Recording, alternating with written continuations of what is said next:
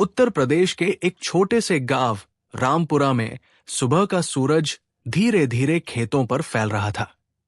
खेतों में ओस की बूंदें चमक रही थी और दूर दूर तक गेहूं की बालियां हवा में झूम रही थी। इसी गांव में रहता था एक गरीब किसान रामू। रामू के पास बहुत ज्यादा जमीन नहीं थी, बस 1.5 बीघा खेत और एक छोटी सी मिट्टी की झोपड़ी। उसकी जिंदगी सुबह 4 बजे से शुरू होती थी। वो उठता, हाथ मुंह धोता और बिना कुछ खाए खेत की ओर निकल जाता। गांव के लोग कहते थे, रामू बहुत मेहनती आदमी है, पर किस्मत उसका साथ नहीं देती। लेकिन रामू हमेशा मुस्कुराकर कहता, मेहनत करने वाले की किस्मत एक दिन जरूर बदलती है। रामू की पत्नी का नाम था सीमा। सीमा बहुत सुंदर थी, लेकिन उससे भी ज्यादा समझदार और पढ़ने में तेज। उसने 12वीं तक पढ़ाई की थी, जो उस गांव में बहुत बड़ी बात थी। गांव की औरतें अक्सर उससे कहती थी, अरे सीमा, तू इतनी पढ़ी लिखी है, किसी शहर में शादी होती तो रानी बनकर रहती। सीमा मुस्कुराकर कहती, मेरे लिए मेरा पति ही मेरी दुनिया है। रामू सीमा से बहुत प्यार करता था, लेकिन उसके दिल में एक दर्द हमेशा रहता था। वो अपनी पत्नी को अच्छा जीवन नहीं दे पा रहा था। एक दिन गांव के स्कूल में एक बड़ा कार्यक्रम था। जिले के जिला कलेक्टर आने वाले थे। पूरा गांव स्कूल में इकट्ठा हुआ। कलेक्टर साहब आए तो सब लोग उन्हें सम्मान से देखने लगे। साफ सफेद गाड़ी, पुलिस गार्ड, अधिकारी। गांव के लोग आपस में बातें कर रहे थे। देखो, यही होता है कलेक्टर। सीमा की आंखों में चमक आ गई। वो धीरे से बोली, रामू, क्या कोई भी कलेक्टर बन सकता है? रामू हंस पड़ा, अरे, वो तो बहुत पढ़े लिखे लोग बनते हैं। सीमा बोली, अगर मौका मिले तो मैं भी बन सकती हूं। रामू कुछ देर चुप रहा। उसने पहली बार अपनी पत्नी की आंखों में एक बड़ा सपना देखा था। उस रात रामू सो नहीं पाया। वो छत की तरफ देखता रहा। उसके मन में एक ही बात घूम रही थी, अगर सीमा सच में पढ़ना चाहती है तो मैं उसे जरूर पढ़ाऊंगा। अगले दिन उसने सीमा से कहा, सीमा, अगर मैं तुझे शहर भेजूं पढ़ने के लिए तो तू पढ़ेगी? सीमा चौंक गई, लेकिन पैसे? रामू मुस्कुराया, पैसे की चिंता मत कर, तेरा पति मजदूर है, मेहनत करके कमा लेगा। सीमा की आंखों से आंसू निकल आए। उस दिन से रामू ने अपनी जिंदगी बदल दी। अब वो सिर्फ किसान नहीं था, वह खेत में काम करता, गांव में मजदूरी करता, रात को ईंट भट्ठे पर काम करता।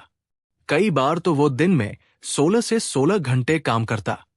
गांव वाले कहते, रामू पागल हो गया है, लेकिन रामू कहता, मैं अपनी पत्नी का सपना पूरा कर रहा हूं। कुछ महीनों बाद उसने सीमा को शहर के कॉलेज में दाखिला दिला दिया। जिस दिन सीमा शहर जाने वाली थी, गांव के बस स्टैंड पर रामू उसे छोड़ने आया। बस चलने लगी। सीमा रोते हुए बोली, मैं एक दिन जरूर कलेक्टर बनकर लौटूंगी। रामू मुस्कुराया, मुझे तुम पर भरोसा है। बस धीरे धीरे दूर चली गई। रामू काफी देर तक सड़क की तरफ देखता रहा। उसके चेहरे पर थकान थी, लेकिन दिल में उम्मीद। बस धीरे धीरे गांव से दूर जा रही थी। खिड़की से बाहर झांकती हुई सीमा की आंखें नम थी। बस स्टैंड पर खड़ा रामू अभी भी उसी दिशा में देख रहा था, जैसे बस वापस लौट आएगी। गांव के कुछ लोग पास खड़े फुसफुसा रहे थे, देखो, मजदूर अपनी औरत को शहर पढ़ने भेज रहा है। अरे भाई, पढ़ लिख कर क्या करेगी? आखिर औरत ही तो है। लेकिन रामू ने किसी की बात नहीं सुनी। उसके दिल में सिर्फ एक बात थी, मेरी सीमा एक दिन बहुत बड़ी अफसर बनेगी। शहर सीमा के लिए बिल्कुल नया था। ऊंची ऊंची इमारतें, भीड़, शोर, बड़ी सड़कें। वो गांव की साधारण लड़की थी। शुरुआत में उसे बहुत डर लगता था। कॉलेज के पहले दिन वो क्लास में चुपचाप पीछे बैठ गई। कुछ लड़कियां आपस में बातें कर रही थी। तुम्हारे पापा क्या करते हैं? मेरे पापा डॉक्टर हैं। मेरे पापा बिजनेसमैन हैं। जब सीमा की बारी आई तो वो धीरे से बोली, मेरे पति किसान और मजदूर हैं। कुछ लड़कियां हल्के से हंस दी। उसके दिल को चोट लगी, लेकिन उसी पल उसने मन में ठान लिया, एक दिन मैं सबको दिखाऊंगी कि गरीब की बेटी भी कलेक्टर बन सकती है। उधर गांव में रामू की जिंदगी और कठिन हो गई थी। अब वो सिर्फ अपने लिए नहीं, बल्कि सीमा के सपनों के लिए जी रहा था। सुबह 4 बजे खेत में काम, दोपहर में गांव के बड़े किसानों के खेतों में मजदूरी, और रात को ईंट भट्ठे पर काम। कई बार उसके हाथों में छाले पड़ जाते। एक दिन उसका दोस्त श्यामू बोला, रामू, तू अपनी जान क्यों दे रहा है? रामू मुस्कुराकर बोला, मैं अपनी पत्नी का भविष्य बना रहा हूं। श्यामू ने कहा, अगर वो पढ़ लिख कर तुझे भूल गई तो? रामू ने हंसते हुए जवाब दिया, सच्चा प्यार कभी नहीं भूलता। एक दिन डाकिया रामू के घर आया। अरे रामू, तेरे नाम चिट्ठी आई है। रामू खुश हो गया। वो दौड़ते हुए चिट्ठी लेकर आया। चिट्ठी सीमा की थी। उसमें लिखा था, रामू, यहां सब कुछ नया है। शुरुआत में मुझे बहुत डर लगता था, लेकिन अब मैं धीरे धीरे सब सीख रही हूं। तुम इतना मेहनत मत किया करो। तुम्हारी मेहनत देखकर मेरा दिल रो पड़ता है। मैं वादा करती हूं, एक दिन तुम्हारा नाम रोशन करूंगी। तुम्हारी सीमा। चिट्ठी पढ़कर रामू की आंखें भर आईं। उसने चिट्ठी को सीने से लगा लिया। सीमा की पढ़ाई आसान नहीं थी। कई बार उसके पास किताब खरीदने के पैसे भी नहीं होते थे। वो लाइब्रेरी में घंटों बैठकर पढ़ती रहती। कभी कभी कॉलेज के कुछ अमीर छात्र उसका मजाक उड़ाते, अरे गांव वाली, आईएएस बनेगी। लेकिन सीमा चुप रहती। उसके दिमाग में हमेशा एक ही चेहरा रहता, रामू का। वो सोचती, अगर मैं हार गई तो रामू की सारी मेहनत बेकार हो जाएगी। एक दिन सीमा ने अखबार में पढ़ा, यूपीएससी सिविल सर्विस परीक्षा, देश की सबसे कठिन परीक्षा। उसका दिल तेज धड़कने लगा। वो देर तक उस विज्ञापन को देखती रही। उस रात उसने रामू को फोन किया, रामू, मैं आईएएस की तैयारी करना चाहती हूं। फोन के उस पार कुछ सेकंड सन्नाटा रहा। फिर रामू बोला, बस इतना ही? सीमा हैरान हुई, मतलब? रामू हंस पड़ा, मैं तो समझा कोई बड़ी बात है। तू कलेक्टर बनेगी, मैं मजदूरी कर लूंगा। सीमा की आंखों से आंसू बहने लगे। आईएएस की तैयारी बहुत महंगी थी। कोचिंग, किताबें, हॉस्टल। रामू के पास इतने पैसे नहीं थे। एक दिन उसने अपना 1.5 बीघा खेत बेच दिया। गांव वाले हैरान रह गए, रामू पागल हो गया है। लेकिन रामू ने परवाह नहीं की। उसने सारे पैसे सीमा को भेज दिए। जब सीमा को पता चला तो वो रो पड़ी। उसने फोन पर कहा, तुमने अपना खेत क्यों बेच दिया? रामू शांत आवाज में बोला, खेत फिर खरीद लेंगे, लेकिन सपना खो गया तो कभी वापस नहीं मिलेगा। अब सीमा दिन रात पढ़ने लगी। 12 से 12 घंटे पढ़ाई, नोट्स बनाना, टेस्ट देना, अखबार पढ़ना। कभी कभी वो इतनी थक जाती कि रो पड़ती, लेकिन फिर उसे रामू की मेहनत याद आती और वो फिर किताब खोल लेती। 2 साल की कठिन मेहनत के बाद यूपीएससी का रिजल्ट आने वाला था। सीमा का दिल जोर जोर से धड़क रहा था। उसने कंप्यूटर खोला, रोल नंबर टाइप किया। कुछ सेकंड बाद स्क्रीन पर नाम चमका, सीमा, सिलेक्टेड फॉर आईएएस। सीमा की आंखों से आंसू बहने लगे। उसी समय उसने रामू को फोन किया। फोन उठाते ही वो रोते हुए बोली, रामू, मैं कलेक्टर बन गई। उधर रामू खेत में खड़ा था। उसने आसमान की तरफ देखा और चिल्लाया, मेरी सीमा कलेक्टर बन गई। पूरा गांव इकट्ठा हो गया। आज पहली बार गांव वालों ने कहा, रामू, तू सच में बड़ा आदमी है। लेकिन उन्हें क्या पता था, कहानी का सबसे बड़ा मोड़ अभी बाकी था। जब यह खबर पूरे गांव में फैली कि सीमा आईएएस बन गई है, तो जैसे पूरा गांव खुशी से झूम उठा। गांव के लोग, जो पहले रामू का मजाक उड़ाते थे, अब उसके घर के बाहर खड़े होकर कह रहे थे, रामू, तुमने तो कमाल कर दिया। तुम्हारी पत्नी अब जिले की कलेक्टर बनेगी। रामू बस हल्की मुस्कान के साथ सबकी बातें सुन रहा था। उसके चेहरे पर गर्व था, लेकिन दिल में वही सादगी। उसने धीरे से कहा, मैंने कुछ नहीं किया, सब मेहनत सीमा की है। कुछ ही दिनों बाद सीमा की ट्रेनिंग खत्म हुई और उसे पहली पोस्टिंग मिली, जिला कलेक्टर सीमा वर्मा। यह खबर जैसे ही गांव में पहुंची, गांव के प्रधान ने कहा, आज पूरे गांव में मिठाई बांटी जाएगी। गांव के बच्चे ढोल बजाने लगे। लोग कह रहे थे, हमारे गांव की बहू कलेक्टर बन गई। रामू की आंखों में खुशी के आंसू थे। उसने आसमान की तरफ देखकर कहा, भगवान, आज मेरी मेहनत सफल हो गई। उधर शहर में सीमा की जिंदगी बिल्कुल बदल चुकी थी। अब उसके पास था बड़ा सरकारी बंगला, गाड़ी, ड्राइवर, कई अधिकारी और कर्मचारी। हर जगह लोग उसे मैडम कलेक्टर कहकर सलाम करते थे। पहले जो लड़की लाइब्रेरी में बैठकर पढ़ती थी, अब वही लड़की जिले की सबसे बड़ी अधिकारी बन चुकी थी। गांव में रामू हर दिन सीमा के फोन का इंतजार करता। पहले सीमा रोज फोन करती थी, लेकिन अब फोन धीरे धीरे कम होने लगे। कभी कभी तो हफ्तों तक फोन नहीं आता। रामू खुद फोन करता तो अक्सर जवाब मिलता, मैडम मीटिंग में है, या मैडम अभी व्यस्त है। फिर देर रात सीमा फोन करती और कहती, रामू, बहुत काम रहता है, समझा करो। रामू हमेशा कहता, कोई बात नहीं, मुझे तुम पर गर्व है। एक दिन रामू ने फैसला किया, मैं सीमा से मिलने शहर जाऊंगा। वो पुराने कपड़े पहनकर बस में बैठ गया। कई घंटों की यात्रा के बाद वो कलेक्टर बंगले के बाहर पहुंचा। बड़ा सा गेट, पुलिस गार्ड, सरकारी गाड़ियां। रामू ने गार्ड से कहा, मुझे सीमा से मिलना है, वो मेरी पत्नी है। गार्ड ने उसे ऊपर से नीचे तक देखा। फटे हुए कपड़े, धूल से भरा चेहरा। गार्ड ने हंसते हुए कहा, चल हट, कलेक्टर मैडम तेरी पत्नी है। रामू ने धीरे से कहा, सच कह रहा हूं। तभी अंदर से एक अधिकारी बाहर आया। रामू ने उसे सारी बात बताई। कुछ देर बाद वो अधिकारी अंदर गया।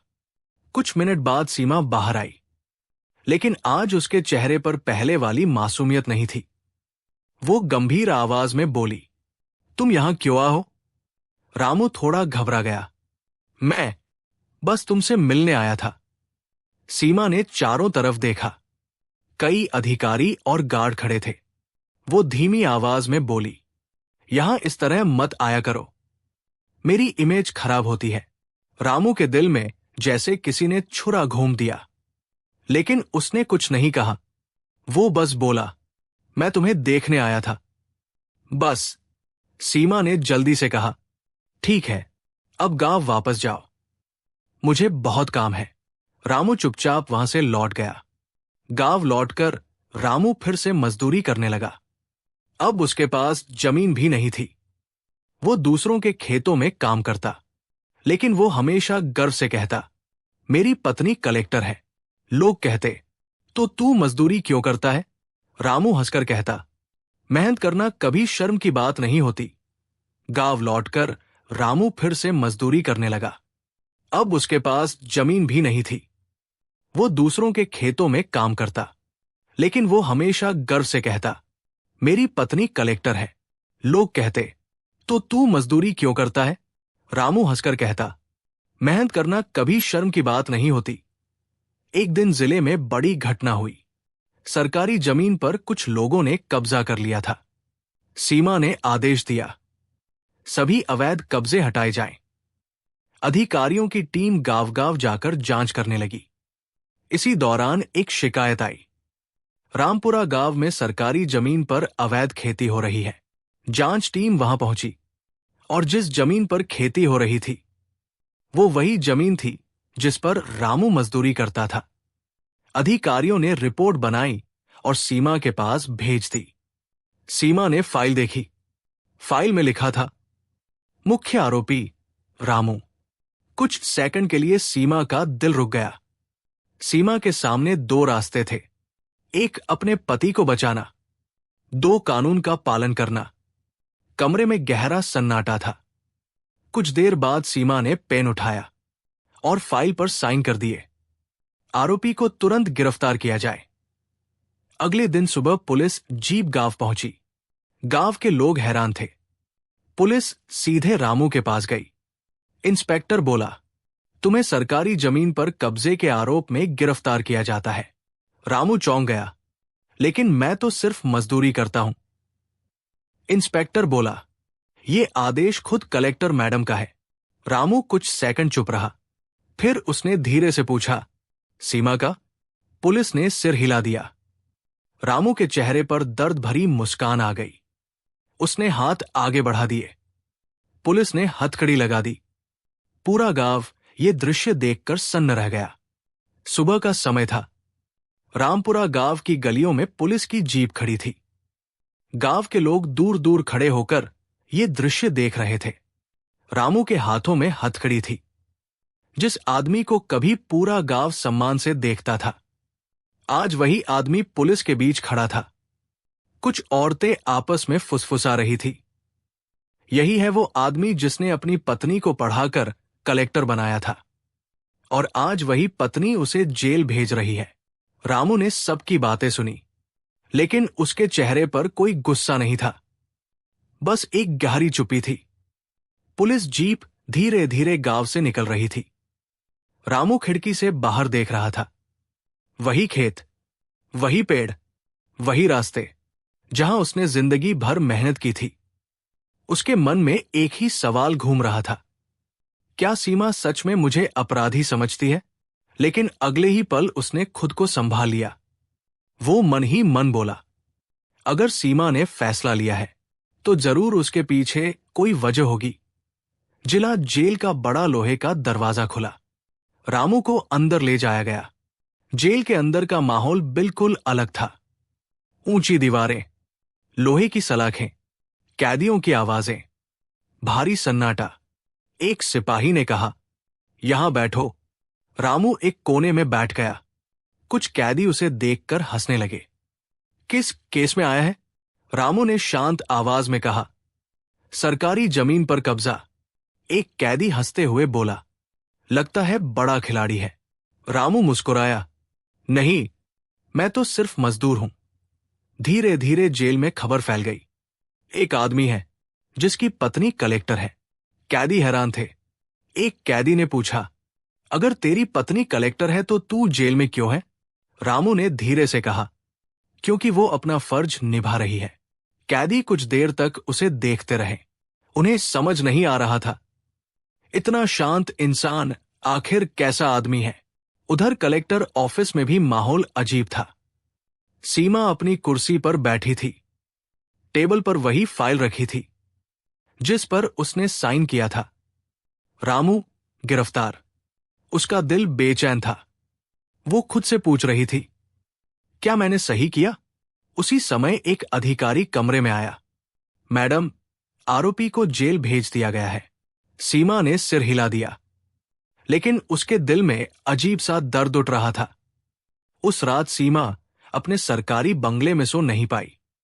बार बार उसे पुराने दिन याद आ रहे थे, जब रामू खेत में काम करता था, जब उसने अपना खेत बेच दिया था, जब उसने कहा था तू कलेक्टर बनेगी। सीमा की आंखों से आंसू निकल आए।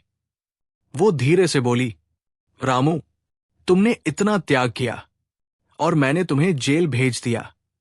अगले दिन सीमा ने फैसला किया, वो रामू से मिलेगी। सरकारी गाड़ी जेल के बाहर रुकी।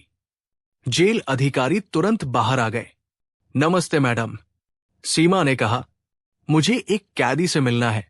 कुछ मिनट बाद रामू को मुलाकात वाले कमरे में लाया गया। रामू ने सीमा को देखा। उसके चेहरे पर वही पुरानी मुस्कान थी।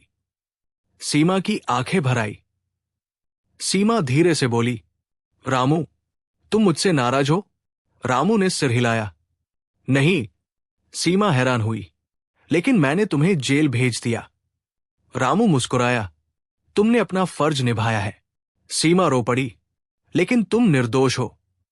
रामू ने कहा, मुझे पता है और तुम्हें भी पता है। कमरे में कुछ सेकंड के लिए गहरा सन्नाटा छा गया। फिर रामू ने धीरे से कहा, सीमा, याद है जब तुमने कहा था कि तुम कलेक्टर बनोगी? सीमा ने सिर हिलाया। रामू बोला, आज तुम सच में कलेक्टर बन गई हो, और एक सच्चे कलेक्टर को कभी रिश्तों से ऊपर कानून रखना पड़ता है। सीमा के आंसू रुक ही नहीं रहे थे। उसी समय जेल अधिकारी कमरे में आया। मैडम, एक नई रिपोर्ट आई है। सीमा ने फाइल खोली। रिपोर्ट में लिखा था, रामू निर्दोष है। सरकारी जमीन पर कब्जा गांव के एक बड़े नेता ने किया था। रामू सिर्फ मजदूरी करता था। सीमा के हाथ कांपने लगे। अब उसे समझ आ गया, उससे बहुत बड़ी गलती हो गई है। सीमा ने तुरंत आदेश दिया, पूरी जांच दोबारा होगी। लेकिन अब मामला बहुत बड़ा हो चुका था। उस नेता का नाम सामने आने वाला था, और वही नेता इस जिले का सबसे ताकतवर आदमी था।